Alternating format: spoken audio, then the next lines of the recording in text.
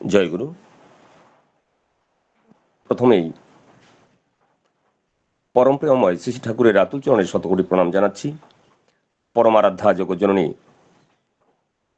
বর্মার চরণের শতকোটি প্রণাম, পরম পূজ্যবাদ বরদার চরণের শতকোটি প্রণাম, পরম পূজ্যবাদ আচার্যদেবের চরণের শতকোটি প্রণাম, পূজনীয় অবিন্দার চরণের শতকোটি প্রণাম জানাচ্ছি। এবং আজকে এই করুণাময়ী গ্রুপের এই ভার্চুয়াল সৎসঙ্গে যারা উপস্থিত আছেন, ইষ্টপ্রাণ দাদা এবং ভক্তিমূর্তি মায়েদের প্রত্যেকে আমার আন্তরিক ভক্তিপূর্ণ প্রণাম এবং জয়গুরু জানাচ্ছি। তো এই এত বড় একটা সুন্দর জমজমাট সৎসঙ্গে সামান্য দু চার কথা বলার সুযোগ পেয়ে আমি নিজেকে ধন্য মনে করছি। আজকে তুলসী মা আমাকে এই সুযোগটা করে দেওয়ার জন্য আমি তুলসী মার কাছে আমি কৃতজ্ঞ। কেননা আমরা প্রত্যেকটা মানুষ এগিয়ে যেতে চাই, বাড়তে চাই সুন্দরভাবে। আর সেই জন্যই পরম প্রেমময় শ্রী ঠাকুরের এই সৎসঙ্গে প্রত্যেকটা মানুষ আমরা সেই সুযোগটা পেয়ে থাকি। সৎসঙ্গ তৈরি করছেন ঠাকুর প্রত্যেকটা মানুষকে এগিয়ে নিয়ে যাওয়ার জন্য। তাই তো সৎসঙ্গ হচ্ছে একটি ম্যান মেকিং ইন্ডাস্ট্রি বা মানুষ তৈরির কারখানা। এই যে এতক্ষণ সুন্দরভাবে যে মা সঞ্চালনা করে আসলেন, কত সুন্দরভাবে প্রত্যেককে প্রেরণা দিয়ে দিয়ে গান সঙ্গীত কীর্তন প্রত্যেককে উৎসাহ দিয়ে দিয়ে এই যে এত সুন্দর সিস্টেম একজন সঞ্চালনা করে যাচ্ছেন, বাকি শুধু একজনই পরিবেশন করেন, বাকিরা নিস্তব্ধ হয়ে মনোমুগ্ধ হয়ে শ্রবণ করেন, দর্শন করেন। তো এই পাওনা একমাত্র আমাদের সেই সৎসঙ্গের মাধ্যমে, পরম প্রেমময় শ্রী ঠাকুরের সেই প্রদত্ত সৎসঙ্গের মাধ্যমে সেটা সম্ভব। আমরা প্রত্যেকটা মানুষ যদি সৎসঙ্গী পরিবারের মধ্যে আমরা গড়ে উঠি, প্রত্যেকটা পরিবারে যদি আমরা সৎসঙ্গ পরিবার গড়ে তুলতে পারি, তবেই কিন্তু আমাদের সেই সৎসঙ্গ ধরার পূর্ণ সার্থকতা আসবে। ঠাকুর বিভিন্নভাবে বিভিন্ন বাণীর মাধ্যমে, বিভিন্ন বই পুস্তকের মাধ্যমে, তার আদেশ উপদেশের মাধ্যমে আমাদেরকে বিভিন্নভাবে সমৃদ্ধ করার পদ্ধতি দিয়ে গেছেন। তিনি এক জায়গায় বলেছেন, ভালোবাসার টান কর্মে আনে সফলতা, জীবনের উত্থান। এই যে আমরা প্রত্যেকটা মানুষ ঘুম থেকে উঠে আজকে এই যে অনলাইন সৎসঙ্গ যে চালু হয়, যারা আমরা ঠাকুরকে ভালোবাসি, তার নিয়ম নীতি আদর্শ পঞ্চনীতি যজন যাজন ইষ্টভীতি সস্তয়নী সদাচার, এই পঞ্চনীতিকে আমরা যারা ভালোবাসি, যারা ঠাকুরকে ভালোবাসি, তারা প্রত্যেকেই প্রত্যেকটা লিঙ্কে জয়েন করার জন্য আমরা তড়িঘড়ি করে ঘুম থেকে উঠে যে যার পারফরমেন্স থাকে সেখানে আমরা যুক্ত হই, ঠাকুরের দুটা আমরা অমৃত কথা শুনবো বলে, নিজেকে সমৃদ্ধ করব বলে। কেন আমরা ঠাকুরকে অত্যন্ত ভালোবাসি? ভালোবাসার কারণ হচ্ছে, কারণ আমি ভালো তখনই বাসবো যাকে আমার অত্যন্ত প্রয়োজন, যা আমার জীবনের সর্বদিক থেকে আমার জীবনকে এগিয়ে নিয়ে যাবে, আমরা তাকেই ভালোবাসবো। এই পরম প্রেমময় শ্রী শ্রী ঠাকুর অনুকূলচন্দ্র আমাদের যে যজন যাজন ইষ্টভীতি সস্তয়নী সদাচার, এই পঞ্চবিধান আমাদেরকে দিয়ে গেছেন। প্রত্যেকটা বিধান যদি আমরা সঠিকভাবে আমরা সুন্দরভাবে মেনে চলি, তাহলে প্রত্যেকটা মানুষ আমরা সেই সুখ শান্তির অধিকারী হতে পারবো, আমরা মঙ্গলের অধিকারী হতে পারবো। শুধুমাত্র তার নিয়ম নীতিগুলো সঠিকভাবে পালন করতে হবে। ঠাকুর এক জায়গায় বলছেন, করাই হচ্ছে পাওয়ার জননী, না করে যে পেতে চায় দুঃখ তাহার পিছে ধায়। শুধুমাত্র সঠিকভাবে আমাদের তার নির্দেশ মতো চলতে লাগবে, করতে লাগবে। ঠাকুর এক জায়গায় বলছেন, ইষ্টের চেয়ে থাকলে আপন, ছিন্ন ভিন্ন তার জীবন। তো আমরা যাই করি, সব থেকে যদি আমরা ইষ্ট দেবতাকে যদি আমরা সব থেকে গুরুত্বপূর্ণ, সব থেকে প্রাধান্য আমরা দিই, তাহলে কিন্তু আমাদের জীবন সুন্দরভাবে গড়ে উঠবে। আর নয়তো আমাদের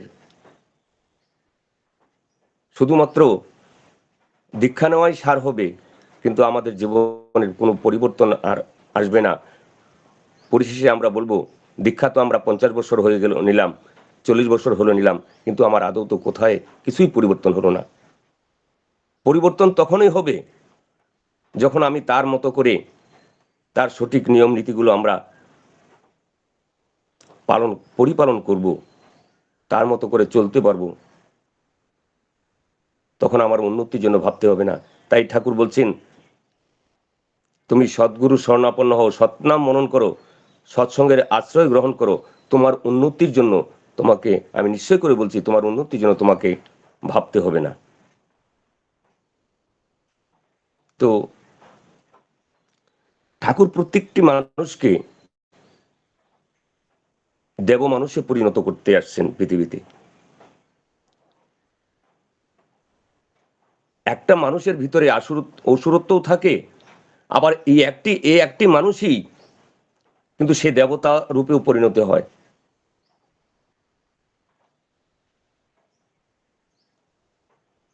তাই ঠাকুর আমাদের প্রত্যেকটা মানুষকে সেই অসুরত্বকে বিনাশ করে দেবত্বে পরিণত করার জন্য, দেব মানুষে পরিণত করার জন্য তিনি আসছেন। আমরা দেখি যে সমস্ত দাদা মায়েরা প্রকৃত ঠাকুরের মানুষ, আমরা দেওঘরে গেলে দেখতে পাই, বিভিন্ন জায়গায় ঋত্বিক দাদাদের দর্শন করি, দেখলে মন ভরে যায়। সাদা বস্ত্র যখন পরিধান করে তারা রাস্তা দিয়ে যখন বেরোয়, কারো 50, 70, 80, 90 বছরের দাদারা কত টকবক করে রাস্তা দিয়ে হেঁটে যায়, দ্রুত গতিতে তারা বিভিন্নভাবে ঠাকুরের কাজ করে চলছে। কেন? একমাত্র তাদের লক্ষ্য হচ্ছে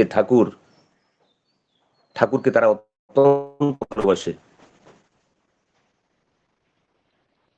তাদের বয়স হইলেও তাদের বয়সটা বলে মনে হয় না, তাদের মনে হয় যেন তাদের শরীর থেকে জ্যোতি বেরোচ্ছে। এই নিরামিষ ভোজী মানুষগুলোর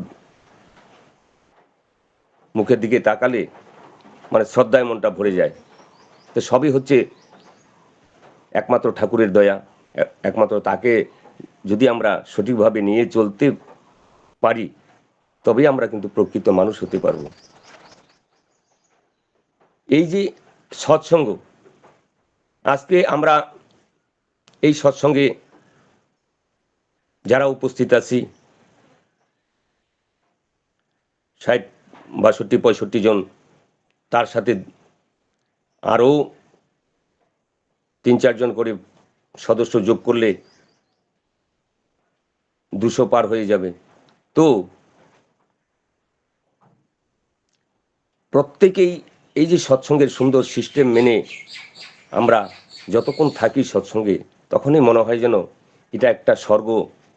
এই সৎসঙ্গই হচ্ছে প্রকৃত স্বর্গ। আমরা আকাশের আমরা আগে ভাবতাম যে স্বর্গ মনে হয় আকাশে থাকে, স্বর্গে দেবতারা মনে হয় আকাশে থাকে, কিন্তু এখন এই ঠাকুরকে ধরে আমরা যেটা বুঝি যে না, সব স্বর্গ এখানেই। এই সৎসঙ্গের মাধ্যমেই মানুষ স্বর্গ লাভ করতে পারে, এই সৎসঙ্গের মাধ্যমেই মানুষ সর্বসুখ শান্তি পেতে পারে।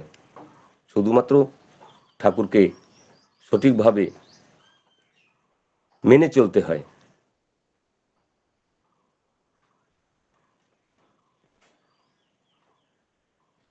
তাই তো আমরা দেখি বিভিন্ন সৎসঙ্গে, সেই অনলাইনে হোক অফলাইনে হোক,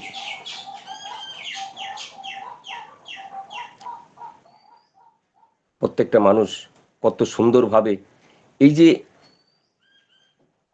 যারা প্রকৃত ঠাকুরের মানুষ, তাদের সাথে আলোচনা করলে, তাদের কথা শুনলে মনে হয় যেন মানে কি মিষ্টি মধুর ব্যবহার,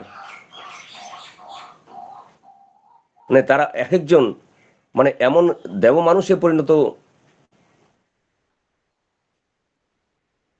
হচ্ছেন যে মানে যেটা বলা যায় যে একটি চুম্বক যেমন পাশে লোহা থাকলে তাকে আকর্ষণ করে নেয়, তেমনি চুম্বকের মতন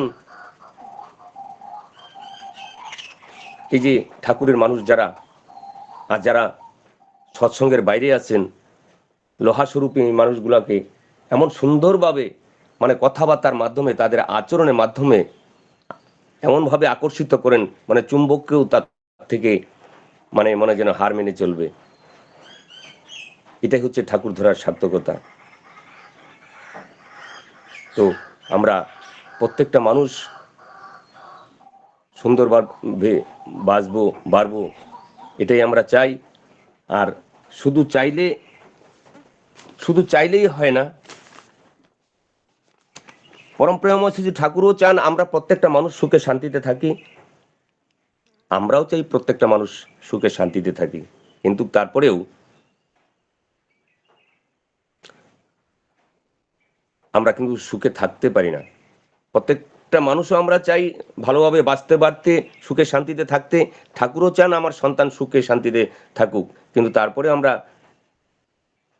ভালোভাবে সুখে শান্তিতে থাকতে পারি না। কারণ হচ্ছে আমাদের ঠিকভাবে করা হয়ে ওঠে না। আমাদের চাওয়া আর করার মধ্যে যদি পার্থক্য থাকে, তাহলে আমার চাওয়াটা কোনোদিনই বাস্তবে রূপায়িত হবে না। আমরা এই যজন যাজন ইষ্টভীতি সস্তৈনী সদাচার, এই 5টি নীতি অত্যন্ত সহজ সরল নীতি তিনি দিয়ে গেছেন, যা আমাদের প্রত্যেকটা মানুষকে সুন্দরভাবে এগিয়ে নিয়ে যেতে, এটাই হচ্ছে একমাত্র সঠিক রাস্তা, সঠিক পথ। শুধুমাত্র আমরা তা পরিপালন করব, তবেই আমরা সেই তার সুফল পাব। আজকালকার বর্তমান সমাজে পরম প্রেমময় শ্রী ঠাকুরের আদর্শ অত্যন্ত গুরুত্বপূর্ণ। কারণ আমরা প্রত্যেকটা মানুষ নিজেরা যেমন বাড়তে চাই, ভালোভাবে থাকতে চাই, পরবর্তী প্রজন্ম ছেলে মেয়েদেরকেও তো আমরা প্রত্যেকটা মানুষ আশা করি যে আমার ছেলে মেয়ে যাতে সঠিক রাস্তায় চলে, তারা যাতে প্রকৃত মানুষ হয়। কিন্তু আমরা বাস্তব জগতে দেখি ছেলে মেয়েরা, তাদেরকে মানে ধরে রাখা অত্যন্ত মানে দুর্বিষহ হয়ে উঠছে। ছেলে মেয়েদের বাধ্য করা যায় না, তারা অবাধ্য হয়ে যাচ্ছে, তারা সঠিক রাস্তায় থাকে না, কথা শুনে না। কেন কথা শুনে না? তার কারণ হচ্ছে আমরা মানে সঠিক চেষ্টাটা করি না, যেটা ঠাকুর বলে গেছেন। আমরা বাচ্চাদের পড়াশোনার জন্য খুব চেষ্টা করি, তাদের ইংলিশ মিডিয়াম, বিভিন্ন রকম নার্সারি স্কুল, দামি দামি স্কুলে নিয়ে আমরা ভর্তি করি, তাদেরকে পড়াশোনার চেষ্টা করি। শেষে পড়াশোনাও শিখে চাকরিও পায়, কিন্তু বাবা মার কপালে এক মুঠো ভাত জুটে না। তাদের শেষে বৃদ্ধাশ্রমে গিয়ে ঠাঁই হয়। কেন ঠাঁই হয় সেটা আমরা একটু লক্ষ্য করলেই দেখতে পারি। বাচ্চাদের পড়াশোনার পাশাপাশি যদি আমরা তাদেরকে ঠাকুরের আশ্রয় আশ্রিত আশ্রিত করি। ঠাকুর বলছেন 5 বৎসরের নাম 12 বৎসরের দীক্ষা। যদি আমরা ছেলে মেয়েদেরকে সেইভাবে তৈরি করি, তাহলে প্রত্যেকটা বাবা মা কিন্তু ছেলে মেয়েদেরকে সঠিকভাবে মানুষ করতে আমাদের অত্যন্ত সহজ হবে। আর নয়তো আমাদের সব চেষ্টাই বিফল হবে।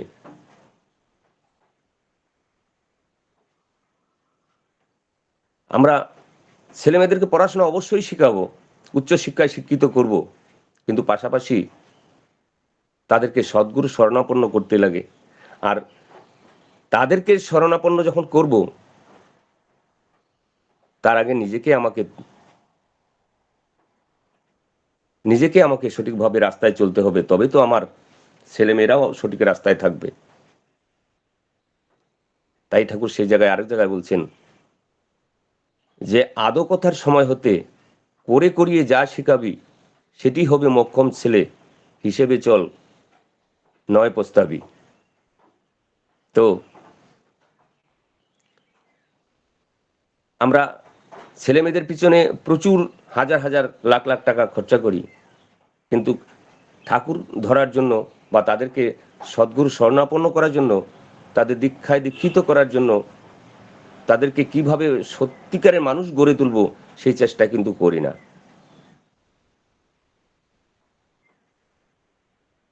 যেমন বাস্তবে একটা কথা বলি, আমরা গরু হাতি ঘোড়া আমরা বেঁধে রাখার জন্য বিশাল মোটা দড়ি কিনি, কিন্তু খোঁটাটা যদি আমার 4 আঙ্গুল লম্বা হয় না, তাহলে এক টান দিয়ে উঠাই নিয়ে চলে যাবে, তাকে কিন্তু ধরে রাখা যাবে না। তখন আমি যদিও বলি যে আমি এত মোটা দড়িটা তো কিনলাম, কিন্তু তারপরেও ধরে রাখতে পারলাম না, কারণ আমার খুঁটাটা হচ্ছে 4 আঙ্গুল। কাজে খুঁটিটা যদি আমার শক্ত থাকে, তাহলে কিন্তু তাকে ধরে রাখা সম্ভব হবে। তেমনি ছেলে মেয়েদের আমরা পড়াশোনার পাশাপাশি তাদেরকে ছোটবেলা থেকেই যদি আমরা সদ্দীক্ষায় দীক্ষিত করে তাদেরকে আমরা নিজেরা পরিপালন করে তাদেরকে সেভাবে মানুষ করার চেষ্টা করি, তাহলে কিন্তু আমাদের সেই পরিশ্রমটা পুরোটাই আমাদের সার্থক হবে। তো ঠাকুর এই যে 5 বৎসরের নাম 12 বৎসরের দীক্ষা কেন বলছেন, আমরা প্রত্যেকেই জানি একটা যখন শিশু ছোটবেলায় যখন জন্ম নেয় সে পবিত্র থাকে, কিন্তু সে যখন আস্তে আস্তে বড় হয় তার মনে বিভিন্ন রকম হিংসা, ক্রোধ, লোভ, বিভিন্ন রকম ময়লা তার ভিতরে বাসা বাঁধে। তো তার থেকে একমাত্র বাঁচার উপায় হচ্ছে তাদেরকে সঠিক রাস্তায় সদ্গুরুর শরণাপন্ন করা। তাই ঠাকুর বলছেন 5 বৎসরের নাম 12 বৎসরের দীক্ষা। আমরা একটি চারা গাছকেও যদি চারা গাছ রোপণ করি, তখন কিন্তু তার চারপাশে বেড়া দিয়ে যাতে ছাগল গরুতে সেটাকে না খায়, তার কিন্তু রক্ষণাবেক্ষণের চেষ্টা করি।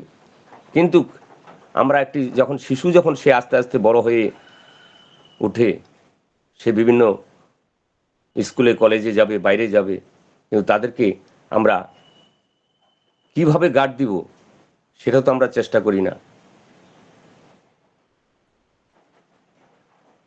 যারা চেষ্টা করি, যারা চেষ্টা করে চলছেন তারা ঠিক সঠিক পথে ধরে রাখার চেষ্টা করছেন, কিন্তু যারা অনেক ক্ষেত্রেই দেখা গেল আমরা সেদিকে লক্ষ্যই দিই না। পরবর্তীতে পরে আমরা ভাবি যে আমার ছেলে কথা শুনে না, আমার মেয়ে কথা শুনে না, আমার এই পরিণতি।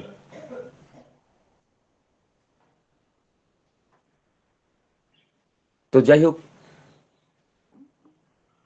ঠাকুর আমাদেরকে বিভিন্নভাবে বিভিন্ন নিয়ম নীতির মাধ্যমে আমরা প্রত্যেকটা মানুষকে সঠিকভাবে চলার জন্য যজন যাজন ইষ্টভীতি সস্তনী সদাচার এই 5টি নীতি দিয়ে গেছেন। এই নীতিগুলো আমরা প্রত্যেকটা মানুষ সঠিকভাবে পালন করব, তবে আমরা সঠিক রাস্তায় থাকতে পারবো, বাঁচতে পারবো, সুখ শান্তির অধিকারী হইতে পারবো।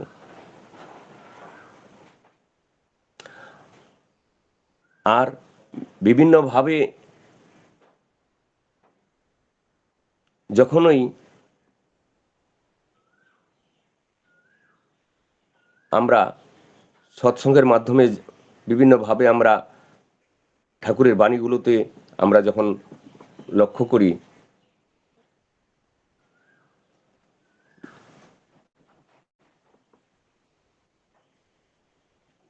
এই যে ঠাকুর বলছেন এক জায়গায় যে ইষ্টের চেয়ে থাকলে আপন, ছিন্ন ভিন্ন তার জীবন,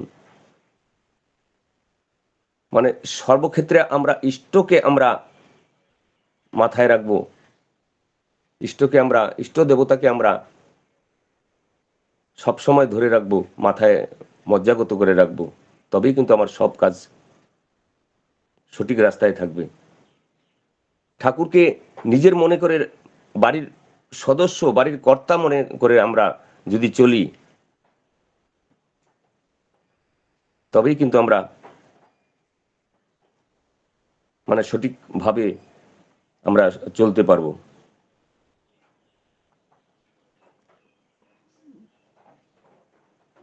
যে কোনো অবস্থায় গুরুর আদেশ নির্দেশ সর্বক্ষণ বিনা প্রশ্নহীন চিত্তে নির্দ্বিধায় সবসময় মেনে চলতে লাগে। যখন যেভাবে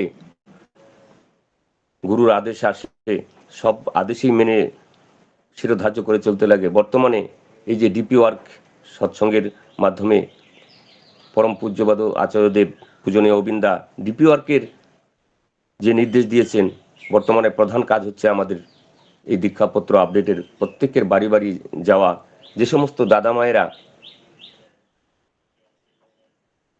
দীক্ষা নিয়েও ইষ্টবিধি থেকে বিচ্ছিন্ন হয়ে আছেন,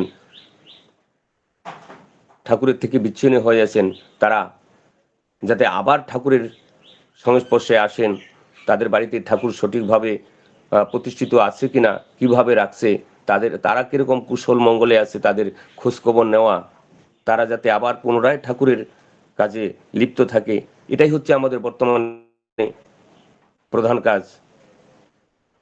কেননা আমরা জানি যারা গার্জিয়ান আছি, প্রত্যেকটা বাবা মা যারা আছি, সন্তানরা যদি সুখে থাকে তাহলেই কিন্তু বাবা মারও স্বস্তিতে থাকেন,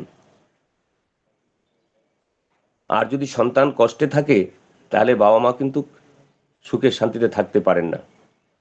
তাই পরম প্রেমাশিস ঠাকুরের নির্দেশে যে সমস্ত দাদা মায়েরা দীক্ষা নিয়েও তারা ঠাকুর থেকে বিচ্ছিন্ন হয়ে দূরে সরে আছেন, আর ঠাকুর থেকে বিচ্ছিন্ন হয়ে থাকা মানে তারা কষ্টে সমস্যায় জর্জরিত হয়ে আছেন, তো কাজেই আমি শুধু নিজে ভালো থাকলে হবে না, আমার প্রতিবেশী যারা আছে তাদেরকেও আমার সেই একই রাস্তায় নিয়ে আসতে হবে। একটা কথা আছে, পাশের ঘরে যদি আগুন লাগে তার আঁচ কিন্তু আমার ঘরেও আসতে পারে। তাই আমি নিজে ভালো থাকবো, প্রতিবেশীকেও ভালো রাখার চেষ্টা করব। ঠাকুর সেখানে বলছেন, অন্যে বাঁচায় নিজে থাকে, ধর্ম বলে জানিস তাকে। তো কাজেই এই ডিপি ওয়ার্ক নিয়ে আমরা প্রত্যেকটা মানুষ যারা ইষ্টবৃত্তি থেকে দূরে আছেন, যারা ঠাকুর থেকে দূরে আছেন, তাদেরকে আমরা ঠাকুরের সান্নিধ্যে নিয়ে আসব, তাদেরকে ইষ্টভীতি পরায়ণ করব। এটাই হচ্ছে আমাদের বর্তমানে প্রধান কাজ। তো যাই হোক, আমি, আপনারা সবাই জানেন যে আমি কিন্তু সেরকম বক্তা নই, আমার ইষ্ট প্রসঙ্গ করার সেই অভিজ্ঞতা নেই। তো আজকে এই করুণাময়ী গ্রুপের মাধ্যমে তুলসীমা আমাকে এই সুযোগ করে দেওয়ার জন্য আমি তুলসীমার কাছে আমি অত্যন্ত কৃতজ্ঞ।